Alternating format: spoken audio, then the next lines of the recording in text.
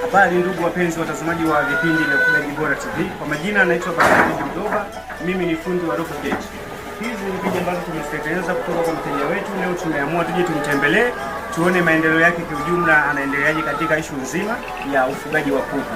Sasa kitu ambacho tunakizungumzia kwenye issue ya ufugaji kwamba ukiwa na rofu cage unaweza ukafuga vizuri tofauti na utakapofugia chini.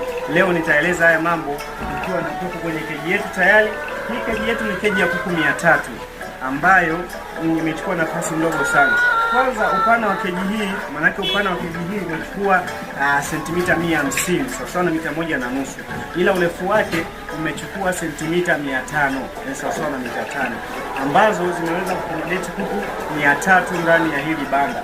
Na hao kuku wetu tayari wameshafikia stage ya kuanza kutaga, na mayai kama mnavyoona hizi keji zetu zina slope, mayai yanateremka kutoka wanapotagia mpaka wanapokuja hapa. Kwa nini tumetengeneza mfumo wa slope?